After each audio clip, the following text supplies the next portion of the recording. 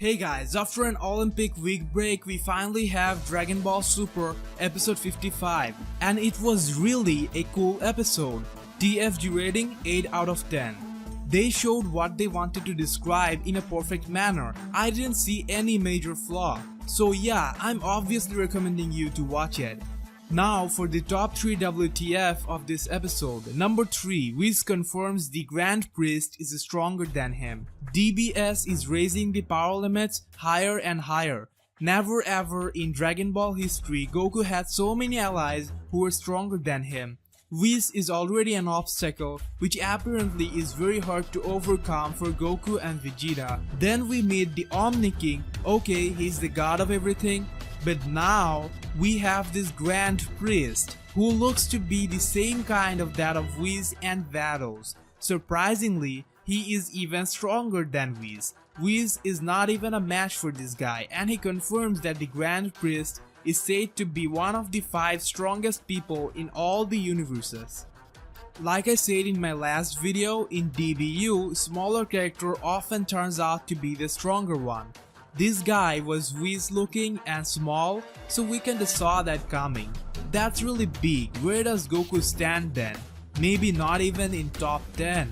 This tells me that Dragon Ball Super won't be ending anytime soon. For now, we are 100% sure that we will get at least 72 episodes from the Blu-ray schedules. However, the way the story is progressing, I wouldn't be surprised if it someday reaches 150 episodes. Because Goku might not surpass the likes of the Omni-King, but I don't see Dragon Ball Super ending with Goku not being in top 3 of the strongest shown characters in the series, with Vegeta following him closely. Goku's aim is to be the strongest ever, and it would be weird if the show ended with like 10 stronger characters. Even if Super ends early, this means we would be left with an extremely vast universe with a lot of storyline possibilities. Dragon Ball franchise is now everlasting. However, that's just my prediction. Number 2. The Omni-King wants Goku to be his playmate. Yup, he didn't talk about the Omniverse tournament or Goku Black, neither did he wanted to make Goku a god, but essentially the way he is treating Goku is something no god ever got. He wants to be friends with Goku so that they can play together. Goku acted humbly but was a bit confused that Omni-King invited him just for that. However, he promised him that he will play with him once his urgent work back at Earth is done, and not only that, he also promised to give him a new friend. Later, Goku admitted he had no one in mind for that at that moment.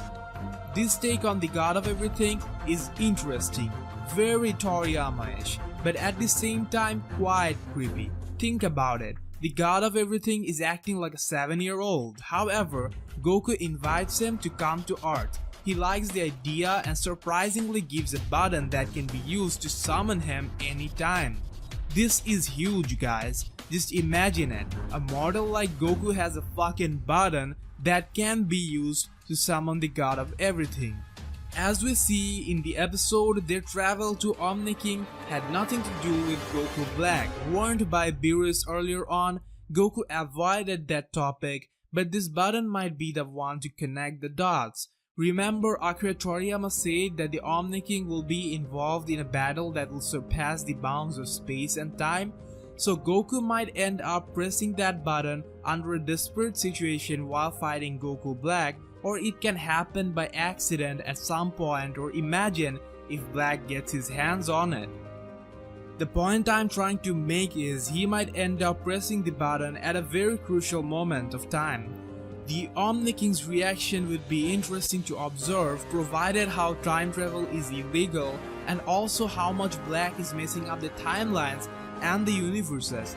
So my prediction is that the button might be responsible for getting Omni-King involved in this very arc. Another noticeable thing in this segment is Whis and the Grand Priest didn't bow down to the Omni-King like the Kaioshin. So it makes me wonder if there is someone even more superior of just their kind to whom they bow down to. Number 1. Zamasu kills a barbarian. A barbarian was trying to strike them. Zamasu defended it and then ended up brutally slicing him into 2. with some kind of karate chop type of move. He was just in a different mood while doing that. You can just see the joy in his eyes. Gowasu had to waken him from some evil spell. I wonder if that was the exact attack he was planning to use against Goku at the very last moment and was stopped by Gowasu. It looks similar, and also I liked how they inverted the colors and the key from his wrist became like that of Black's. It was a bit surprising. I did mention this in my predictions video, but I didn't think this will actually happen. I just wish it was a bit brutal and they showed some blood. Now, going into details, we see a lot of symbolism in the episode, especially in Zamasu Gowasu scenes. Zamasu's involvement with Black is getting clearer. We see the shiny pinkish petals floating all around the place, and it's, I think, in a way is symbolizing Goku Black. Many people were pissed off with the idea of Super Saiyan Rose, you know, with the pink color, but I'm totally impressed by the way they designed it. This is elegant and looks so godly. It has the widest shades of the God Key too. However, Zamasu keeps on arguing with Gowasu about the models. His views didn't change and his mind is even more unstable, which is reflected upon the T. We see more symbolism when Zamasu's face is reflected on the green Potara earring. The whole environment is set up in a way that I just felt like Gowasu will die any moment now. I'm pretty sure he will get killed in the coming episodes. At the very end, it is hinted strongly as Zamasu thinks to him only observing is a crime. So Gowasu is only observing things and not letting Zamasu do anything. That is, he is also criminal in his viewpoint and must be killed for the greater good. Maybe that's how he will get his hand on the earrings. Let's see. During his conversation with Gowasu, his frustration over getting defeated by Goku was expressed once again. He mentioned how dare mortals like Goku raise his fists against gods, possibly hinting that he might want to mess up with Goku. We don't know when exactly Zamasu's involvement with Black would be made clear, but do you think he could have something to do with Super Saiyan Rose transformation? Comment below and let me know. The Grand Priest looked very interesting to me. He's one of the top 5 strongest in all the universes. From the characters we know of till now, the Grand Priest is the second most powerful after the Omni-King. That raises the stakes for Goku by so much, it must be hysterical for him.